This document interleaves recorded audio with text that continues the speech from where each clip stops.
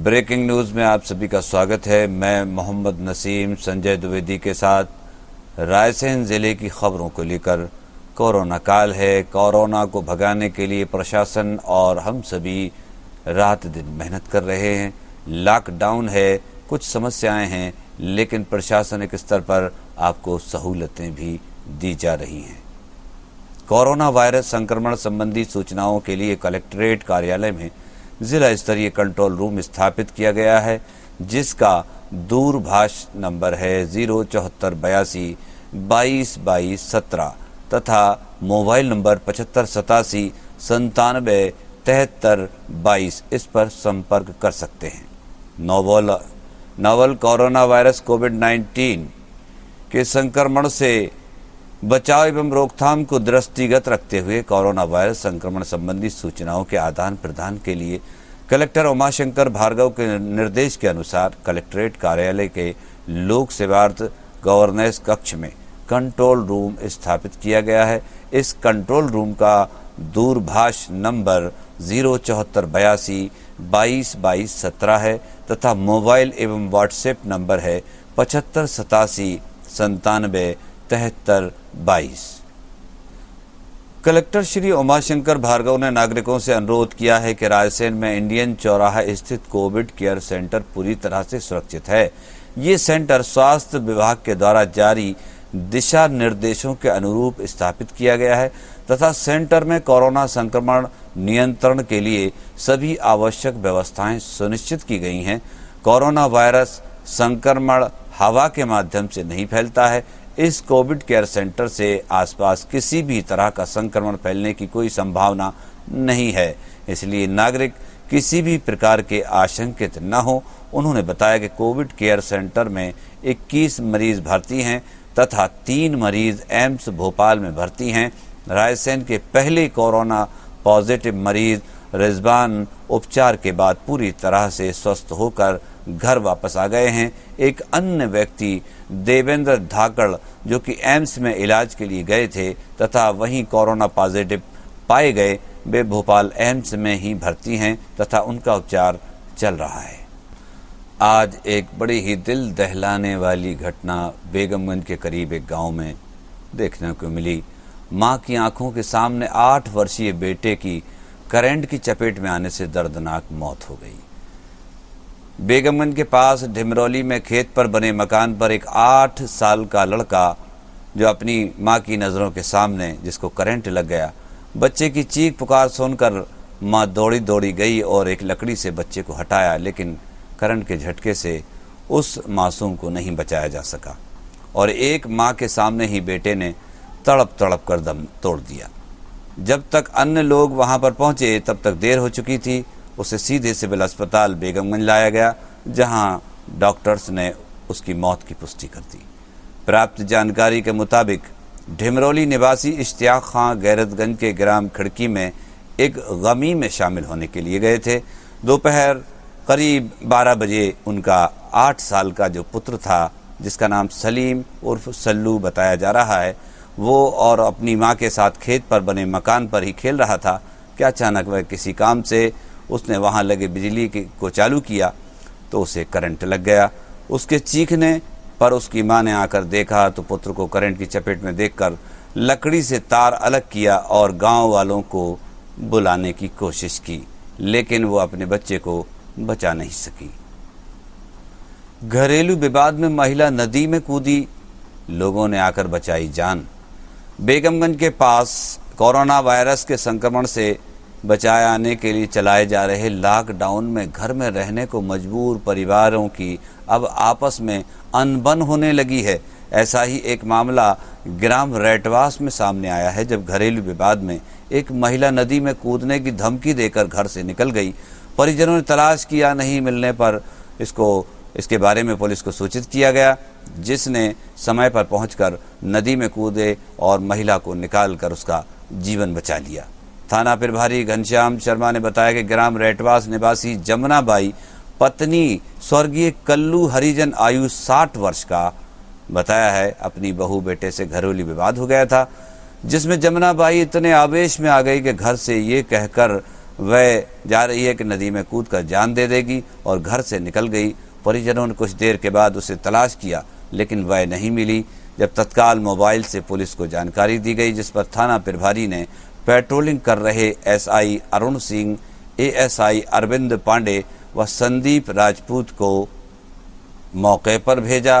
Police ने जमुनाबाई से पूछताछ की तो उसने घरेलू विवाद पर से नाराज होकर नदी में कूदना बताया।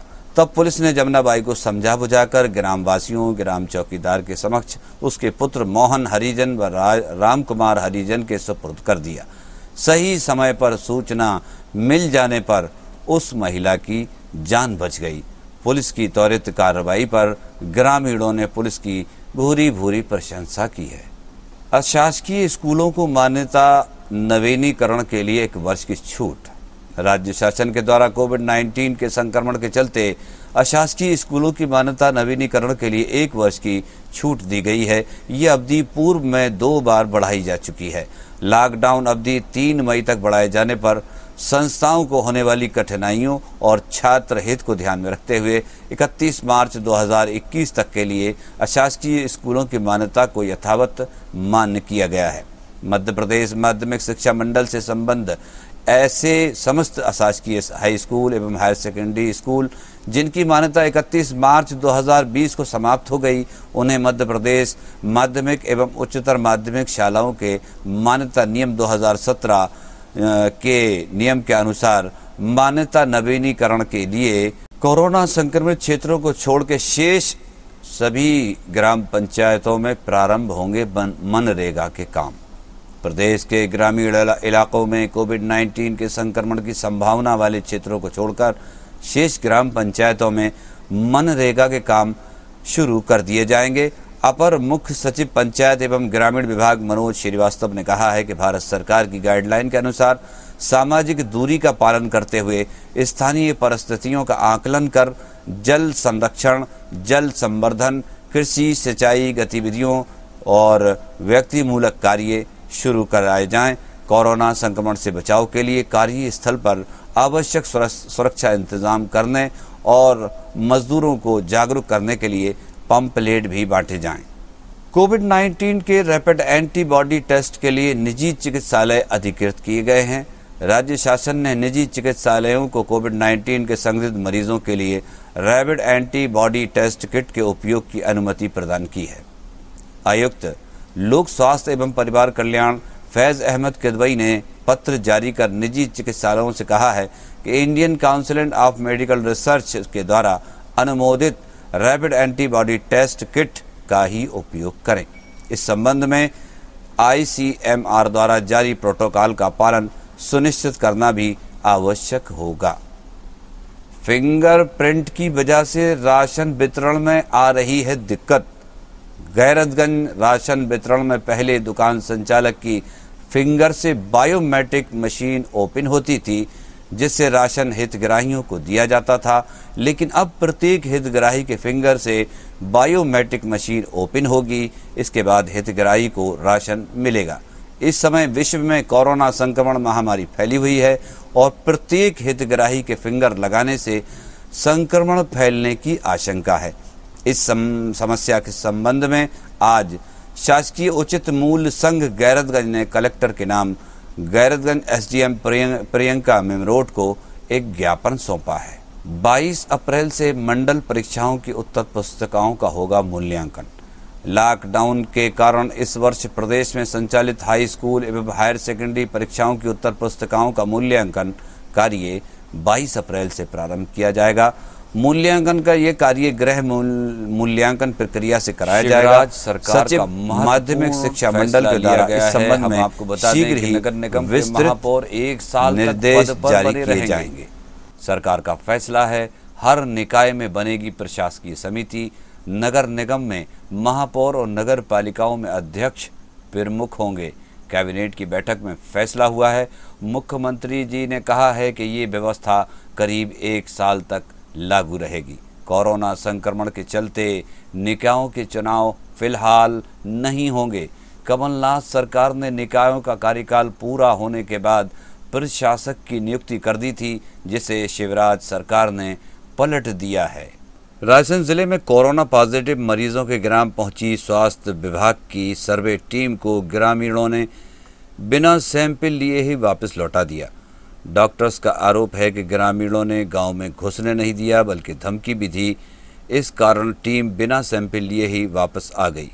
सर्वे दल ने इसकी सूचना वरिष्ठ अधिकारियों को दी, जबकि जिला मुख्य चिकित्सालय एवं स्वास्थ्य अधिकारी ने घटना की जानकारी नहीं होने की बात कही है। उल्लेखनीय है कि कोरोना पॉजिटिव मरीजों की संख्या बढ़कर 26 पर पहुंच गई है।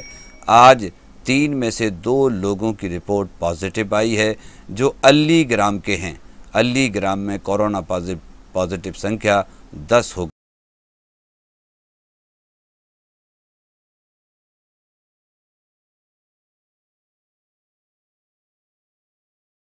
कैसे अपनी टीम को हम अपनी पूरी स्वास्थ्य की जो टीम है सांची विकास खंड की, जिसमें हमारे बीएमओ डॉक्टर माथुर साहब थे, हमारे आरआई कौसर अली साहब थे, मैं डॉक्टर सुरेश यादव यहाँ का सेक्टर मेडिकल ऑफिसर इंचार्ज हूँ, और हमारी सभी एएनएम और रैपिड रिस्पांस टीम के जो सदस्य थे वो सब आज अल्ली गांव में घर घर जाके सर्वे करने गए थे। अच्छा, तो ये किस संबंध में करना था सर्वे आपको? अल्ली गांव में 10 लोग कोरोना से पॉजिटिव आए हैं, तो उनके घर घर जाके उस पूरे गांव का हमें सर्वे करना था, और जो पॉजिटिव 10 मरीज आए हैं उनके परिजनों से बात करके उनके आगे अपन को सैंपल की भी व्यवस्था करना थी।